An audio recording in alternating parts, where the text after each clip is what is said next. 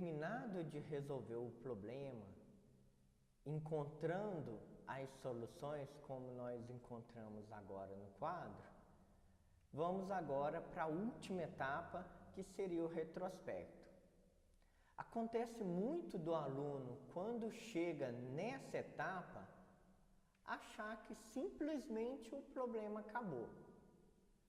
O nosso objetivo, sim, era encontrar as dimensões do retângulo, que nós encontramos que nesse caso o x é igual a y e é igual ao perímetro dividido por 4.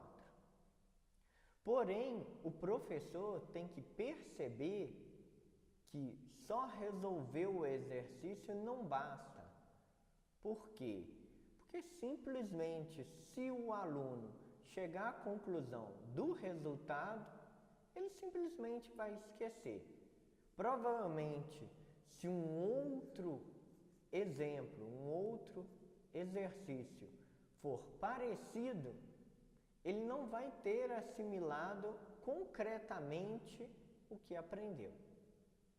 Então, essa última etapa também é bem importante, seria a do retrospecto. Relembrar exatamente cada uma das etapas, relembrar cada passo que foi utilizado e mais, pensar em novas perguntas que poderiam ser feitas a partir da sua conclusão. Então, Polia bate muito na tecla que o problema não está totalmente resolvido. Sempre se pode conseguir algo a mais de um problema. Nesse caso, voltando ao nosso exemplo, nós temos o seguinte. Chegamos à conclusão que o nosso retângulo de área máxima, na verdade, é um tipo particular de retângulo. Afinal, x é igual a y é igual a p sobre 4. Então, as dimensões x e y são iguais.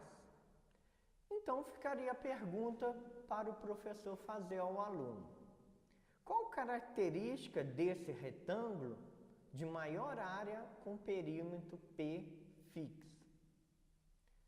O aluno mais atencioso perceberia que, na verdade, nós temos um quadrado. Então, temos um quadrado de lado P sobre 4. E aí, o professor pode dizer o seguinte: nós podemos escrever a maior área construindo um retângulo com perímetro P, ou seja, a pergunta inversa. Então, você tem o meu retângulo e o aluno pode perguntar nesse momento para o professor: sim, é um quadrado, mas qual é a área? Então, novamente, você pode induzir ao aluno a calcular exatamente o valor da área.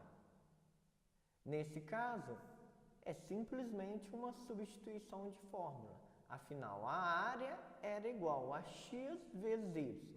A partir do momento que você tem x e y, que vale P sobre 4, a minha área máxima seria P ao quadrado sobre 16. Então, essa pergunta não tinha sido feita no início do problema. Ela foi acrescentada a partir das nossas conclusões. Uma outra coisa também que pode ser percebido, pela simplificação que fizemos no quadro, a área é igual a menos um elemento ao quadrado menos um outro número. No nosso caso, se o aluno perceber bem, esse valor igual a zero seria o maior valor que a área assume. Então, nesse caso, poderíamos também verificar qual é o valor da área. E outras perguntas mais poderiam ser incluídas nessa aula a partir do problema. Por exemplo, você utilizou todos os dados do problema? Ficou faltando algum dado? Outra coisa,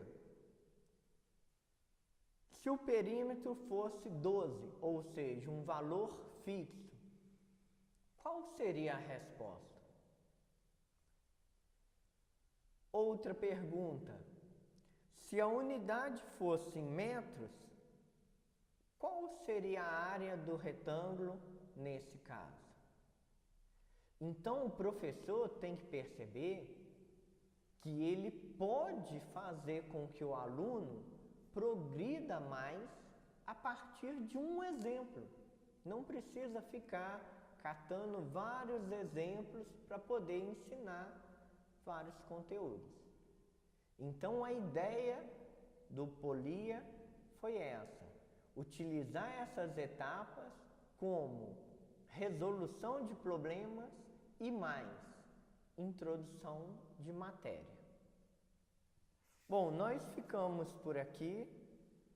Na sua apostila tem outros exemplos e eu espero que você tenha um bom andamento neste estudo, pois é importante para o seu futuro como professor. Obrigado.